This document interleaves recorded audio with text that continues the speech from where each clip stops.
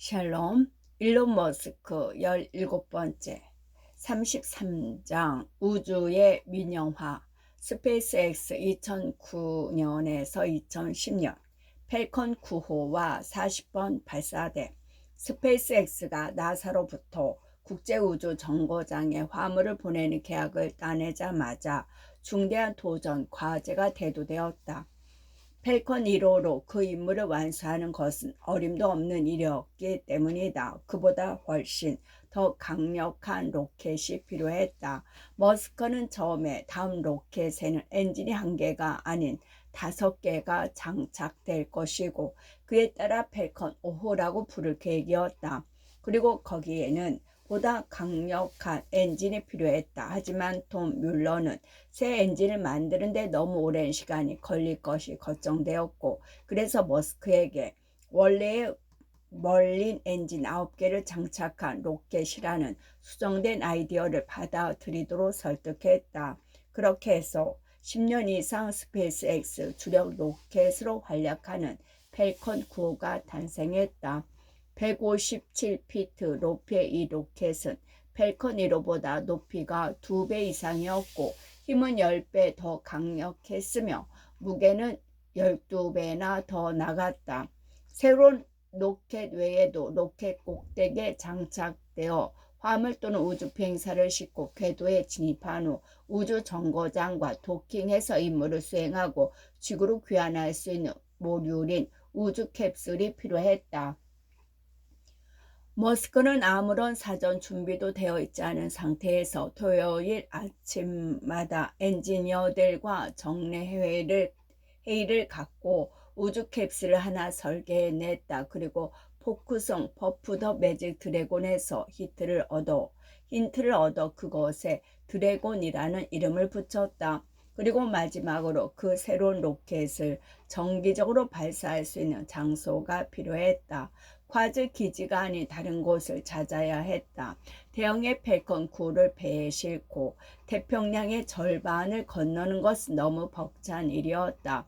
결국 스페이스X는 플로리다 대서양 연안의 14만 4천 에이커에 걸쳐 700개에 가까운 건물과 발사대 및 발사 단지를 갖춘 케이프 커네버럴 케네디 우주센터 중 일부를 사용하는 계획을 체결했다.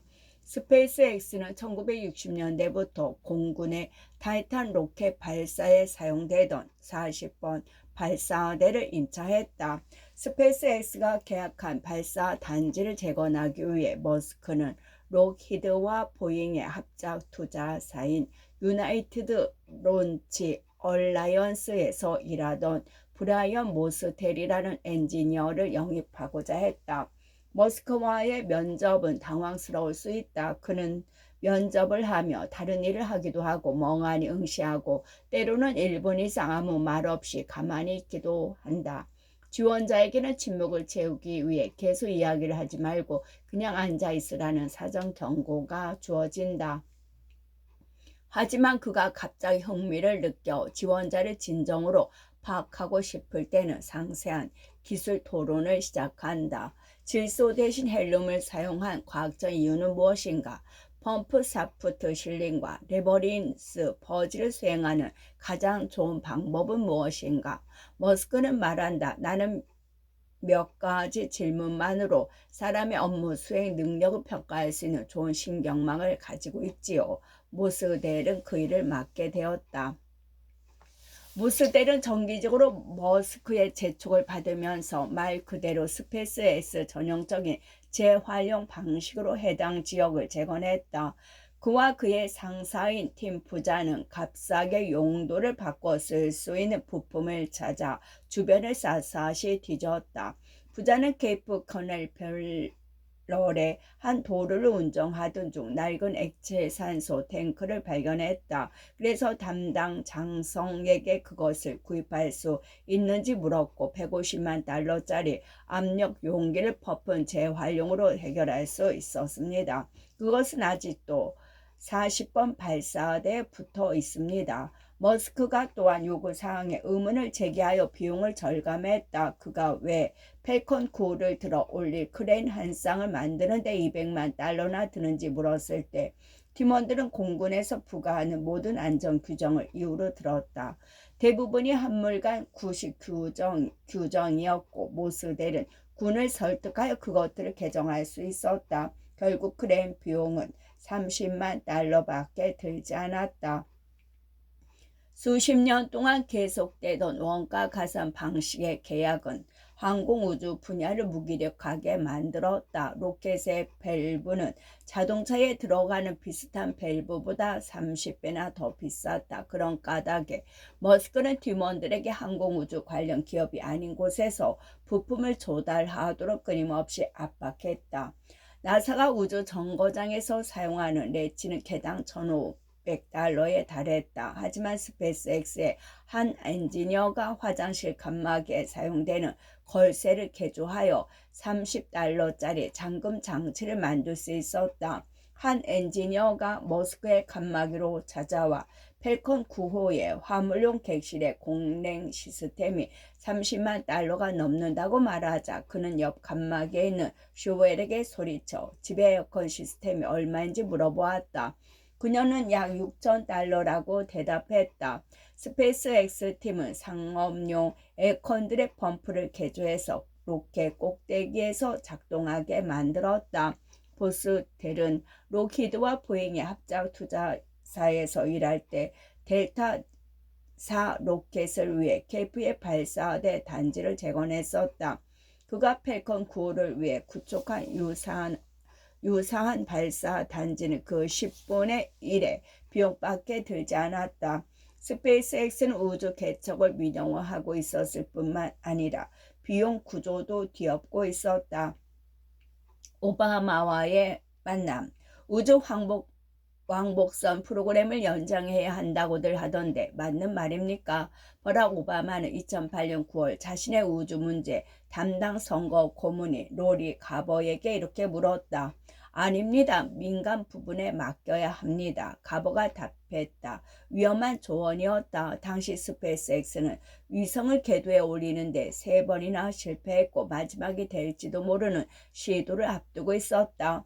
나사 베테랑인 가버는 로켓 제작에 대한 미국의 접근 방식이 바뀌어야 한다고 민주당 대통령 후보를 설득하려 했었다. 나사는 우주 왕복선 프로그램을 폐지하고 이를 컨스텔레이션이라는 새로운 로켓 프로그램으로 대체할 계획을 세우고 있었다.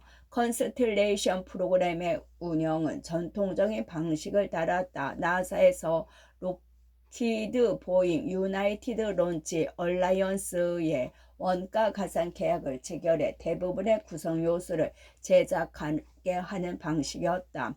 하지만 해당 프로그램의 예상 비용은 2배 이상으로 증가했고 개발 완료는 요원하기만 했다. 가버는 오바마에게 그 프로그램의 개발을 무산시키고 대신 스페이스와 같은 민간 기업의 우주 비행사를 우주로 보낼 수 있는 로켓을 개발하도록 장려할 것을 권고했다. 그렇게 그녀는 머스크와 마찬가지로 그해 9월 과지에서 진행될 펠컨 1호의 4번째 발사 시도에 많은 것을 걸었다. 그 발사가 성공하자 그녀는 오바마의 고위 참모들로부터 축하 전화를 받았고 오바마는 대통령에 당선된 후 그녀를 나사의 부국장으로 임명했다. 하지만 오바마는 해병대 조종사 출신으로 나사의 우주 비행사로 활약했으며 상업 부분과의 협력과 관련해 가버와 다른 생각을 가지고 있던 잘리 불톤을 그녀의 상사로 선택했다. 볼드는 말한다. 나는 주변의 많은 사람들과 달리 나사의 예산은 물론이고 유인 우주 비행을 위한 모든 것을 일론 머스크와 스페이스X에 넘겨야 한다고 생각하는 몽상가가 아니었습니다. 가버의 입장에서는 불행한 일이 아닐 수 없었다.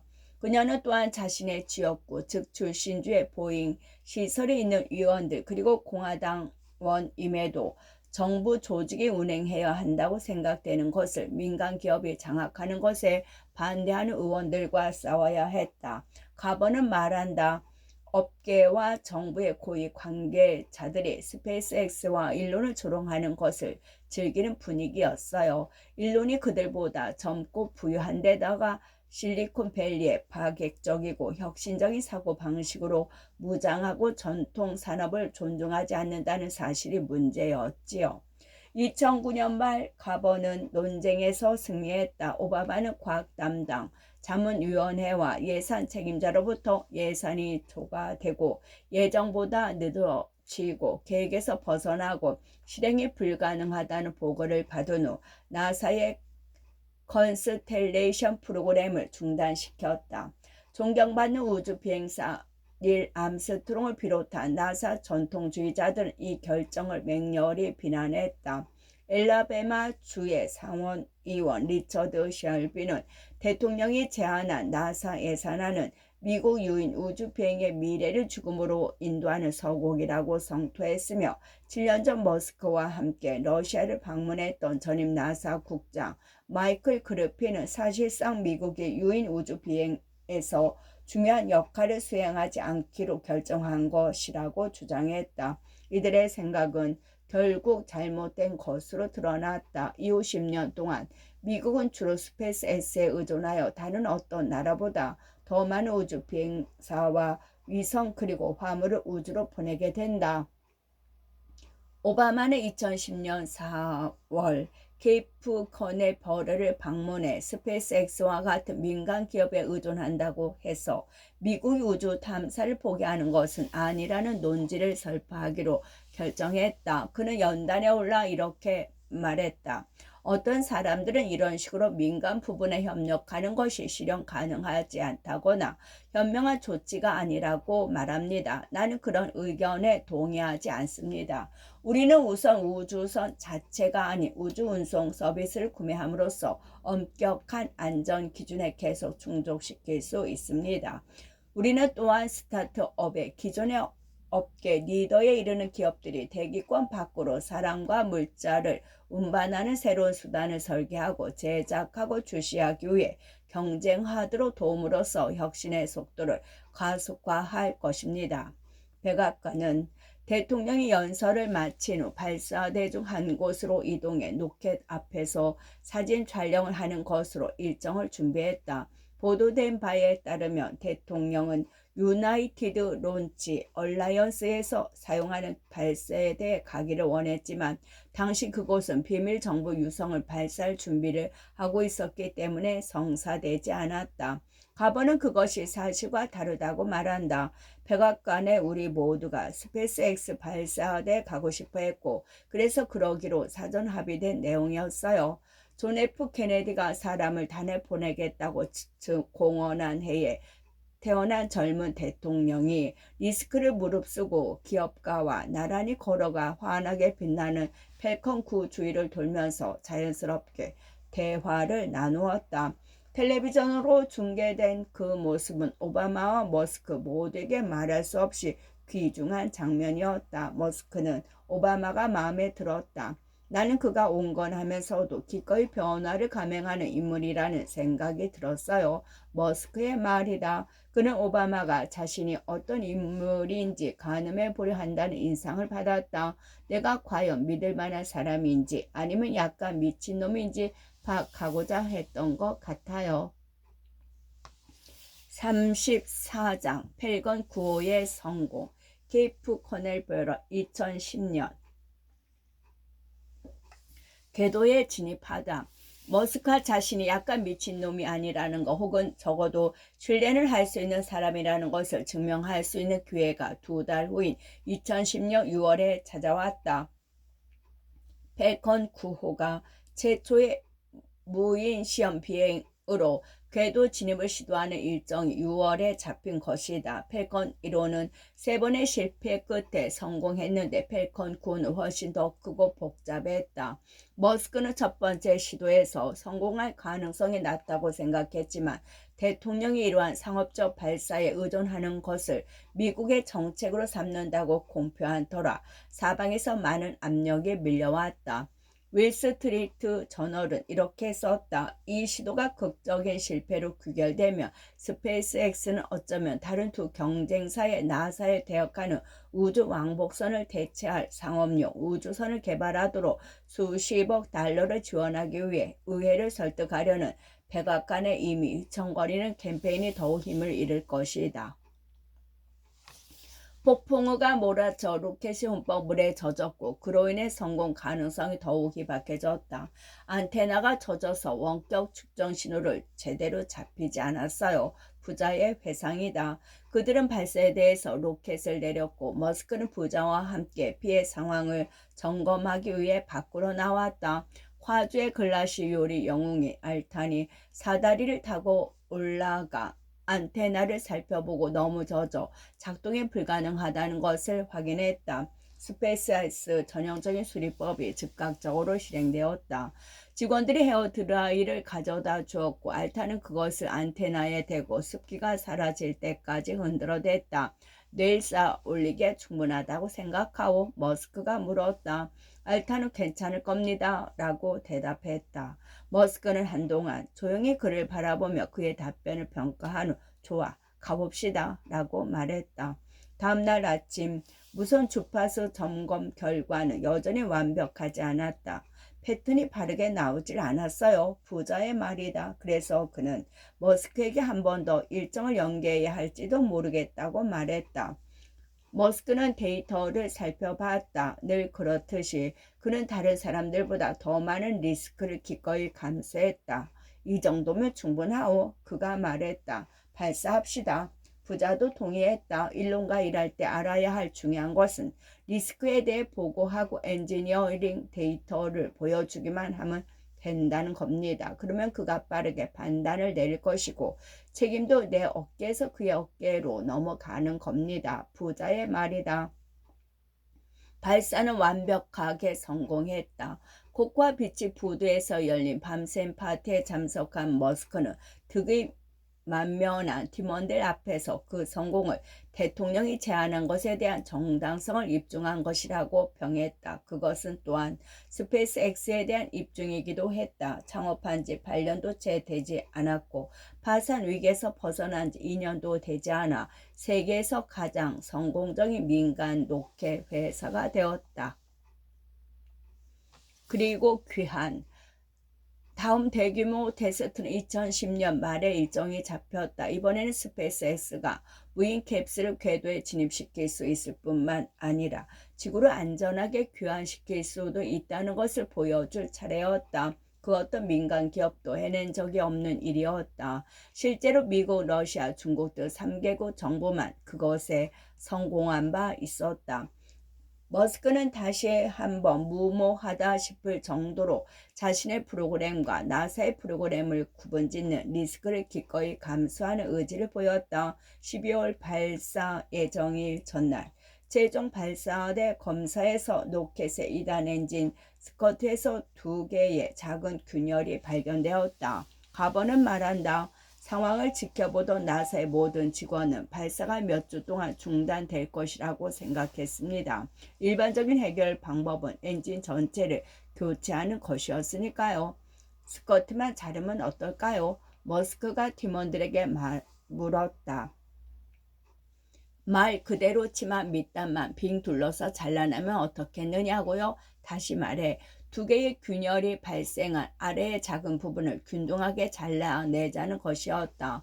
한 엔지니어는 스커트가 짧아지면 엔진의 추력이 약간 떨어질 것이라고 경고했다. 하지만 머스크는 그래도 임무를 수행하기에 충분할 것이라고 계산했다. 결정을 내리는데 채 1시간도 걸리지 않았다. 그들은 대형 절단기를 사용하여 스커트 밑단을 다듬었고 다음날 예정대로 그 중대한 임무를 띈 로켓을 발사했다. 나사는 스페이스X 결정을 받아들이고 믿을 수 없다는 표정으로 지켜볼 수밖에 없었습니다. 가버의 회상이다. 로켓은 머스크의 예상대로 드래곤 캡슐 궤도에 올려놓는 데 성공했다. 캡슐은 이어서 주어진 기동을 수행하고 지구로 돌아오기 위해 제동 로켓을 점화한 후 대기권에 들어와 낙하산을 펼치며 캘리포니아 앞바다에 부드럽게 안착했다. 멋진 순간이었지만 머스크의 머릿속에는 냉철한 깨달음이 일었다. 머큐리 프로젝트 1958년에서 1960년까지 진행된 미국의 첫 유인 우주는 자신이나 오바마가 태어나기도 전인 50년 전에 비슷한 업적을 달성한 바 있었다. 미국은 이제 막 과거의 자신을 따라잡고 있었을 뿐이었다. 스페이스X는 나사보다 더 민첩할 수 있다는 사실을 반복해서 증명했다. 예를 들어보자. 2013년 3월 우주 정거장에 가는 임무를 수행하던 중 드래곤 캡슐의 엔진에 있는 밸브 중 하나가 열리지 않았다. 스페이스X 팀은 캡슐이 추락하기 전에 임무를 중단시키고 안전하게 귀환시키는 방법을 찾기 위해 고심하기 시작했다. 그러던 중 위험한 아이디어 하나가 떠올랐다. 밸브 앞에 압력을 메우는 높은 수준까지 올린 다음 갑자기 압력을 해체하면 밸브가 숨을 토해내듯 열리지도 모른다는 아이디어였다. 머스크는 나중에 워싱턴 포스트의 크리스천 데이븐 포트에게 이렇게 말했다. 하임리 응급처치법을 우주선에 적용한 셈이라고나 할까요? 관제실에 있던 나사의 고위관리 2명은 뒤에 물러서서 젊은 스페이스X 엔지니어들의 계획을 도모하고 실행에 옮기는 모습을 지켜보았다. 스페이스X 소프트웨어 엔지니어 중 한 명이 캡슐의 압력을 높이도록 지시하는 코드를 작성했고, 그들은 마치 테슬라 자동차의 소프트웨어 업데이트 방식처럼 이를 전송했다. 꽝펑 성공했다. 밸브가 열렸다. 드래곤은 우주 정거장에 도킹한 후 무사히 귀환했다. 이런 일들을 스페이스X에 훨씬 더 장대하고 위험한 다음 도전의 길을 열어주었다. 이러한 일들은 스페이스X에 훨씬 더 장대하고 위험한 다음 도전의 길을 열어주었다.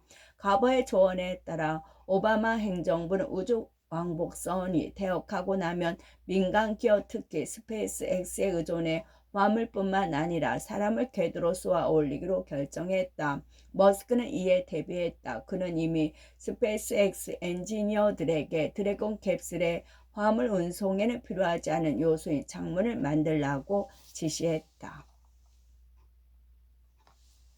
35장 재원 2010년 9월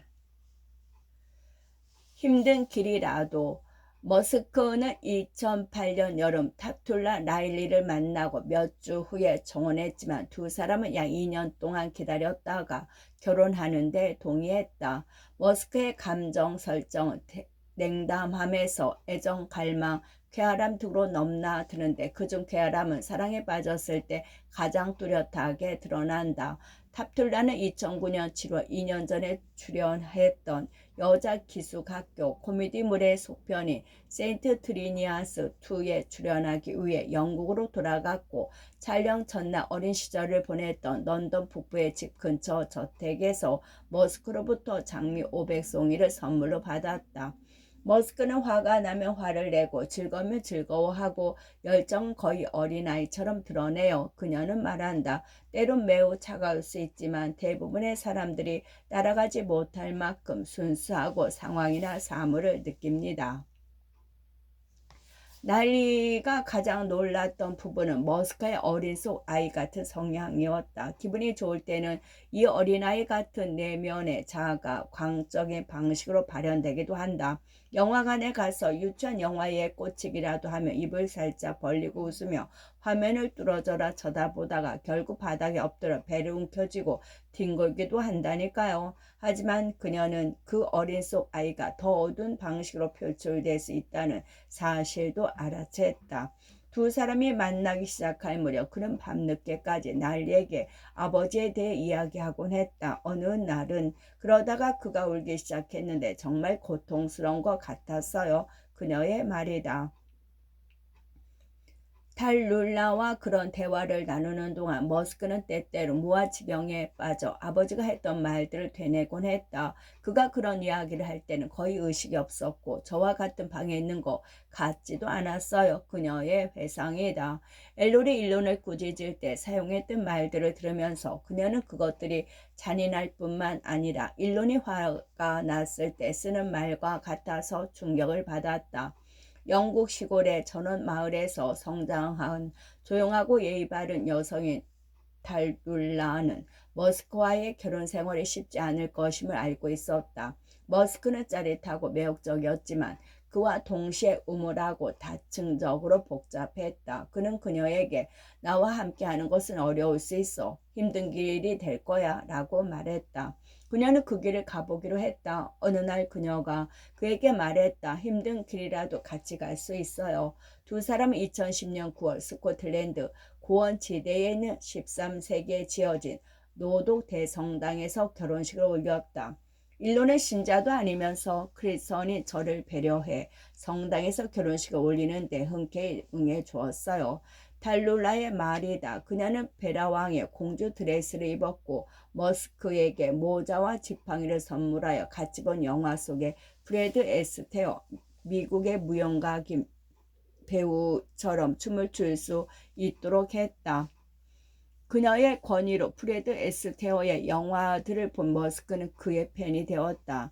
마침 턱시도를 입은 5명의 아들이 반지 전달 및 기타 역할을 나눠 맡기도 했지만 자폐증이 있는 섹슨이 퇴장하고 다른 아들들은 서로 싸우는데 정신이 팔려 실제로 통로 끝까지 걸어간 아이는 그리핀뿐이었다.